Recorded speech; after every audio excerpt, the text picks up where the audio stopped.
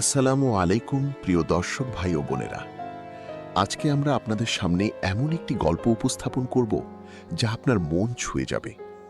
একটি গল্প যেখানে আছে দুই ভাইয়ের জীবন। একজনের ঘরে ছিল অঢেল সম্পদ, অন্যজনের ছিল শুধু সবর আর আল্লাহর উপর ভরসা।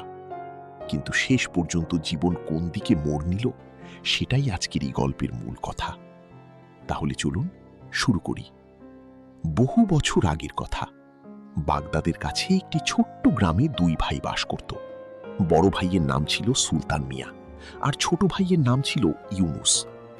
দুজন একই মায়ের পেটে জন্মেছিল, একই আঙিনায় বড় হয়েছিল। কিন্তু বড় হতে হতে তাদের পথ যেন দুই দিকে চলে গেল। সুলতান মিয়া ছিলেন গ্রামের সবচেয়ে বড় জমিদারদের একজন। তার বিশাল বাড়ি ছিল, উঠান জুড়ে গরু ছাগল চড়ত, গুদাম ঘরে ধান চাল সারা বছর মজুদ থাকত। চারদিকে তার নাম ডাক, মানুষ তার সামনে মাথা নত করত। কিন্তু এই সম্পদ তাকে একটু একটু করে বদলে দিয়েছিল। আগে যে মানুষটা হাসি মুখে সবার সাথে কথা বলতেন, এখন তিনি গরিব মানুষ দেখলে মুখ ঘুরিয়ে নিতেন। নিজের বংশ, নিজের মান সম্মান নিয়ে এতটাই সচেতন হয়ে গিয়েছিলেন যে কে আপন কি পর সেটাও ভুলে যেতেন। অন্যদিকে ছোট ভাই ইউনুস ছিলেন সম্পূর্ণ আলাদা মানুষ। তার ঘর ছিল মাটির দেওয়ালের, ছাদে কোথাও কোথাও ফাটল, উঠানে খালি মাটি। সংসারে ছিল তার স্ত্রী মারিয়া আর ছোট্ট ছেলে জুবায়ের। ইউনুসের কাছে টাকা পয়সা বলতে বিশেষ কিছু ছিল না, কিন্তু তার বুকে ছিল অসীম ধৈর্য, মুখে ছিল সবসময় আল্লাহর শুকরিয়া। রাতে পেট ভরে খেতে না পেলেও তিনি মন খারাপ করতেন না, বরং বলতেন, আল্লাহ আমাকে যা দিয়েছেন এটাই আমার জন্য যথেষ্ট। এই দুই ভাই, একজনের কাছে দুনিয়াটা ছিল সাজানো গোছানো, আরেকজনের কাছে ছিল রোজকার সংগ্রাম। কিন্তু মনের দিক থেকে কে বেশি ধনী ছিলেন সেটা বুঝতে আপনাকে এই গল্পের শেষ পর্যন্ত যেতে হবে। একদিন সুলতান মিয়ার ঘরে বিশেষ খুশির খবর এলো। বহুদিন পর তার একটি পুত্র সন্তান জন্ম নিল। এই খবরে সুলতান মিয়া এতটাই আনন্দিত হলেন যে তিনি গ্রামের সবচেয়ে বড় অনুষ্ঠান দেওয়ার সিদ্ধান্ত নিলেন। দাওয়াতনামা পাঠানো হলো আশেপাশের সকল গণ্যমান্য পরিবারে। ব্যবসায়ী, জমিদার, মাতব্বর সবাইকে আমন্ত্রণ জানানো হলো। রান্নাঘরে বড় বড় ডেকচি চড়ানো হলো, সুগন্ধ ছড়িয়ে পড়ল পুরো বাড়িতে। কিন্তু একটা নাম দাওয়াতের তালিকায় ছিল না, ইউনুস। সুলতান মিয়া মনে মনে ভাবলেন, আমার এই অনুষ্ঠানে এলাকার সেরা সেরা মানুষ আসবে, সবাই দেখবে আমার কত সম্মান, কত প্রতিপত্তি। এই মুহূর্তে যদি ইউনুস আসে, ছেঁড়া কাপড়, মাটি মাখা পা, তাহলে আমার মান কোথায় থাকবে? সে আমার ছোট ভাই হলেও এই মুহূর্তে তাকে কাছে রাখা ঠিক হবে না। এই চিন্তাটা তাকে ভেতর থেকে একটু কুড়ি কুড়ি খাচ্ছিল, কিন্তু তার অহংকার সেই কুড়ি খাওয়ার শব্দকে চাপা দিয়ে দিল। অনুষ্ঠান শুরু হলো। মেহমানরা একে একে আসতে লাগলেন। এমন সময় গ্রামের কিছু মানুষ ইউনুসের বাড়ির পাশ দিয়ে যাচ্ছিলেন। ইউনুস তখন বাড়ির বাইরে কাজ করছিলেন। একজন বললেন, আরে ইউনুস ভাই, তোমার বড় ভাই সুলতান সাহেবের ঘরে ছেলে হয়েছে, বড় ধুমধাম করে অনুষ্ঠান হচ্ছে, তুমি কি যাওনি এখনো? তুমি তো চাচা হয়ে গেছো। ইউনুস এক মুহূর্তের জন্য থমকে গেলেন। খবরটা শুনে মনে একটা আনন্দের ঢেউ উঠল। তার ভাইয়ের ঘরে আনন্দ এসেছে, কিন্তু সাথে সাথে একটা চাপা ব্যথাও এলো। কারণ তাকে কেউ জানায়নি, কোনো খবর আসেনি, কোনো দাওয়াত আসেনি। তিনি নিজেকে সামলালেন, হালকা হেসে বললেন, হ্যাঁ ভাই, আমি যাব, একটু কাজ বাকি আছে, শেষ করেই যাচ্ছি। গ্রামের মানুষরা চলে গেলেন। ইউনুস একা দাঁড়িয়ে রইলেন। মনে মনে ভাবলেন, হয়তো ভাই এত ব্যস্ত ছিলেন যে আমাকে ডাকার কথা মনে ছিল না। এত বড় অনুষ্ঠানে এত কাজ, ভুল হতেই পারে। তিনি নিজেকে বোঝানোর চেষ্টা করলেন। ঘরে ঢুকলেন। ঘরে ঢুকে ইউনুস তার স্ত্রী মারিয়াকে বললেন, শোনো, তোমার ভাসুরের ঘরে ছেলে হয়েছে, একটা বড় অনুষ্ঠান হচ্ছে, চলো না আমরা একটু যাই। মারিয়া এক মুহূর্ত চুপ করে রইলেন। তারপর শান্তভাবে বললেন, আমাদের কি দাওয়াত এসেছে? ইউনুস একটু ইতস্তত করে বললেন, সরাসরি দাওয়াত আসেনি, কিন্তু তিনি তো আমার ভাই, আমরা না গেলে কি ঠিক হবে? মারিয়া বললেন, যেখানে আমাদের ডাকা হয়নি সেখানে আমি যাব না। এটা আমার আত্মসম্মানের প্রশ্ন। গরিব হতে পারি, কিন্তু নিজেকে ছোট করতে রাজি নই। তার কথায় রাগ ছিল না, ছিল বছরের পর বছর জমা হওয়া একটা নীরব ব্যথা, যে ব্যথা কাউকে বলা যায় না, কিন্তু বুকের ভেতরে থেকে যায়। ঠিক এই সময় ছোট্ট জুবাইয়ের দৌড়ে এলো, উজ্জ্বল চোখে বলল, আব্বাজান, আমাদের কি নতুন চাচাতো ভাই হয়েছে? আমরা কি ওকে দেখতে যাব না? বাচ্চার কথা শুনেই ইউনুসের বুকটা ভারী হয়ে গেল। তিনি ছেলের মাথায় আলতো হাত রাখলেন, বললেন, যাব বাবা, অবশ্যই যাব। মারিয়া পাশ থেকে বললেন, ঠিক আছে। তুমি আর জুবায়ের যাও, আমি থাকব। কিন্তু খালি হাতে গেলে মানুষে কি বলবে? ছোট ভাই বলতে তো কিছু একটা নিয়ে যেতে হবে। ইউনুস ভাবতে লাগলেন, বাজার থেকে কিছু কেনার সামর্থ্য এই মুহূর্তে নেই। মারিয়া ঘরের কোণে রাখা একটি কাঠের দোলনার দিকে দৃষ্টি দিলেন। ইউনুস নিজের হাতে সেটা বানিয়েছিলেন ছোট জুবায়ের জন্য। এখন জুবায়ের বড় হয়ে গেছে, দোলনার প্রয়োজন নেই। মারিয়া বললেন, এই দোলনাটা নিয়ে যাও। এটা তুমি নিজের হাতে বানিয়েছ, মজবুত আর সুন্দর, নতুন বাচ্চার কাজে আসবে। ইউনুস দোলনাটার দিকে তাকালেন। এটা শুধু কাঠ নয়, এতে তার ঘাম আছে, ভালোবাসা আছে, পরিশ্রম আছে। তিনি দোলনাটা তুললেন, জুবায়েরের হাত ধরলেন, আর দুজনে রওনা দিলেন। সুলতান মিয়ার বাড়িতে পৌঁছে ইউনুস চারদিকে তাকালেন। সব দিকে দামি পোশাক, মূল্যবান উপহার, সোনালি মোড়কে মোড়ানো জিনিসপত্র। বড় বড় মানুষজন হাসি মুখে কথা বলছেন। ইউনুস তার হাতের কাঠের দোলনার দিকে তাকালেন। মনের ভেতরে একটু সংকোচ হল, কিন্তু সাথে সাথে ভাবলেন, আমি এটা ভালোবেসে বানিয়েছি। এই দোলনা যে কোনো দামি উপহারের চেয়ে মজবুত।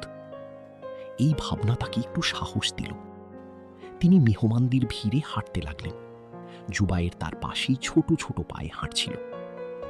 তখন কিছু মেহমান ইউনুসকে দেখলেন। তার সাধারণ পোশাক, ধুলো মাখা পা, আর একজন ঠাট্টা সুরে বললেন, আরে ভাই, তুমি কে? এখানে কিভাবে এলে? এই কাঠের জিনিস কি নিয়ে এসেছ? ইউনুসের গাল লাল হয়ে গেল, বুকের ভেতরটা ধকধক করছিল, মাথায় নানা চিন্তা ঘুরছিল। সত্যি কি বলবেন যে তিনি সুলতান মিয়ার ভাই? তাহলে কি ভাববে মানুষে? এক ভাই এতটা ধনী আর অন্য ভাই এভাবে এসেছেন। ঠিক তখনই সুলতান মিয়া নিজে সেখানে এলেন। ইউনুসকে দেখে তার মুখ শক্ত হয়ে গেল। তিনি বললেন, তুমি এখানে কি করছো? তোমাকে কে ডেকেছে? ইউনুস চুপ করে রইলেন। সুলতান মিয়া মেহমানদের দিকে তাকিয়ে বললেন, এ আমার কর্মচারী, ভুল করে ঢুকে পড়েছে। তারপর ইউনুসের দিকে ফিরে চাপা গলায় বললেন, আমার সাথে এসো। দুই ভাই একটু আলাদা হলেন। সুলতান মিয়া ফিসফিসিয়ে বললেন, তুমি জানো এখানে কোন কোন মানুষ এসেছে? তুমি এভাবে এসে আমার মান সম্মান ধুলায় মিশিয়ে দিলে। আর এই কাঠের দোলনা, এটা কার জন্য এনেছ? আমার ছেলে কাঠের দোলনায় ঘুমাবে না। তুমি এখনই চলে যাও। কাল সকালে যদি কিছু খাবার বেঁচে যায়, পাঠিয়ে দেব। এই কথাগুলো ইউনুসের বুকে তীরের মতো বিঁধে গেল। তিনি মাথা নিচু করলেন, চোখে পানি এলো, কিন্তু সামলে নিলেন। ছোট্ট জুবাইয়ের পাশে দাঁড়িয়ে সব শুনছিল। বাচ্চার চোখে বিভ্রান্তি। ইউনুস ছেলের হাত ধরলেন, আস্তে বললেন, চলো বাবা। দোলনাটা নিয়েই তিনি বেরিয়ে গেলেন। পথি জুবাইর জিজ্ঞেস করল, আব্বাজান, আমরা ছোট ভাইকে দেখলাম না কেন? আমরা কেন চলে এলাম? ইউনুস থামলেন, ছেলের দিকে তাকালেন। তার নিষ্পাপ চোখে একটাই প্রশ্ন। তিনি ছেলের মাথায় হাত রাখলেন, বললেন, বাবা, আব্বাজানের একটু কাজ ছিল, মনে পড়ে গেছে। সন্ধ্যায় আবার যাব। কিন্তু দুজনেই জানত এটা সত্যি কথা নয়। বাড়ি পৌঁছে ইউনুস মারিয়াকে সব বললেন। চোখে তখন পানি ধরে রাখা যাচ্ছিল না। মারিয়া কাঁদলেন না, শুধু বললেন, আল্লাহ সব দেখছেন। আমরা আমাদের সময় সবুর করি, তিনি কখনো অন্যায়কে ছেড়ে দেন না। ইউনুস মাটিতে বসে দুই হাত তুলে দোয়া করলেন। পরের দিন সকালে সুলতান মিয়ার বাড়ির দরজায় কড়া নাড়লেন এক বৃদ্ধ দরবেশ।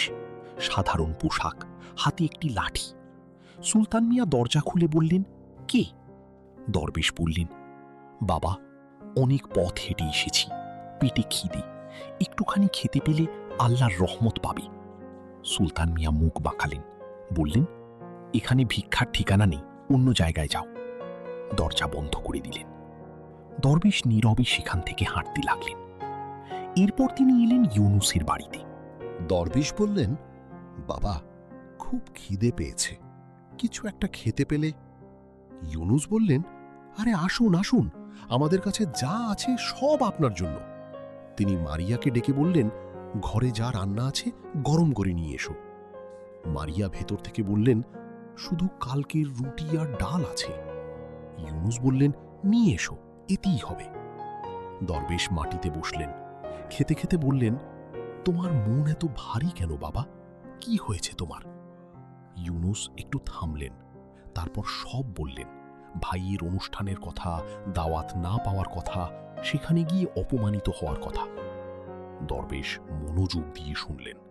খাওয়া শেষ করে বললেন, তুমি যে আমাকে খাইয়েছ, আল্লাহ এটার প্রতিদান দেবেন। তবে একটা কথা মনে রেখো, আল্লাহর পথে যা দাও তার হিসাব কখনো মেলে না, সেই হিসাব অনেক বড়। তারপর দরবেশ তার থলি থেকে একটি কাপড়ে মোড়ানো পুটলি বের করলেন।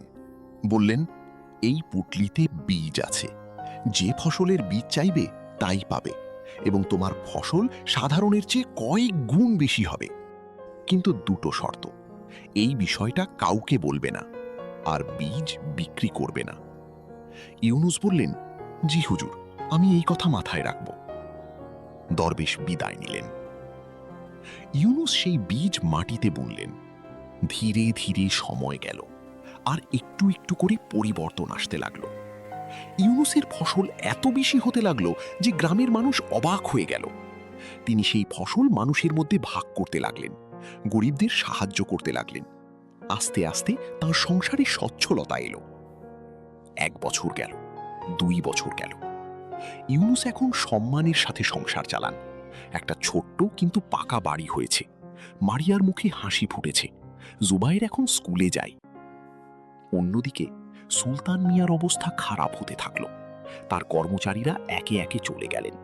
ফসল কম হলো, সম্পদ কমতে লাগলো। একদিন সুলতান মিয়া ভাবলেন, ইউনুসের কাছে যাই, হয়তো সে কিছু সাহায্য করতে পারবে। কিন্তু ইউনুসের বাড়িতে পৌঁছে তিনি অবাক হয়ে গেলেন।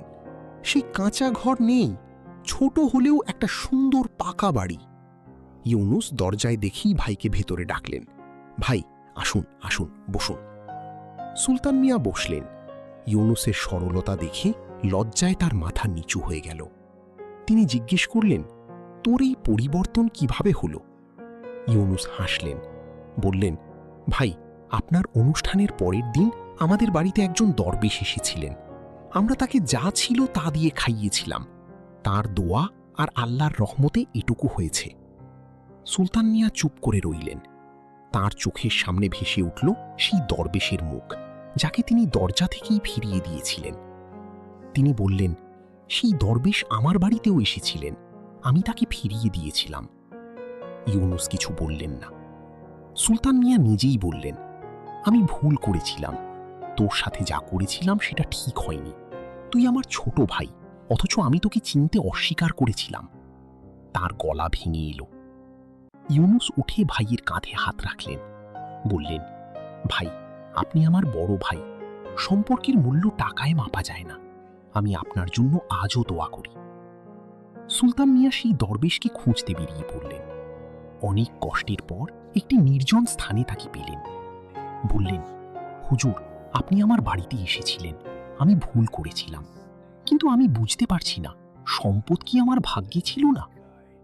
দরবেশ শান্তভাবে বললেন, বাবা, আল্লাহ সম্পদ দেন সেই মানুষকে যে সেই সম্পদ সঠিকভাবে ব্যবহার করতে পারে।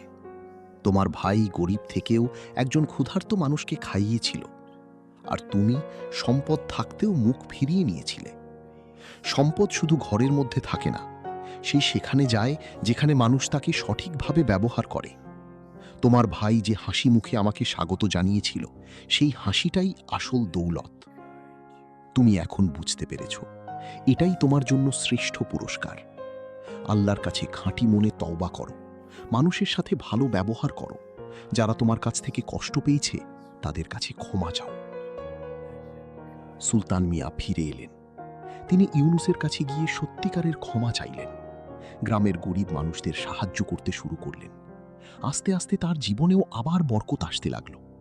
কিন্তু এবার সেই বরকত তাকে অহংকারী করল না, বরং আরো বিনয়ী করে দিল। প্রিয় দর্শক ভাই ও বোনেরা, এই গল্পে আমরা কয়েকটি গুরুত্বপূর্ণ শিক্ষা পাই।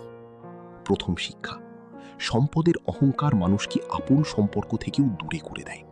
সুলতান মিয়া তার নিজের ভাইকে চিনতে অস্বীকার করেছিলেন শুধু অহংকারের কারণে। দ্বিতীয় শিক্ষা, অভাব থাকলেও মেহমানদারি করা আল্লাহর কাছে অনেক প্রিয়।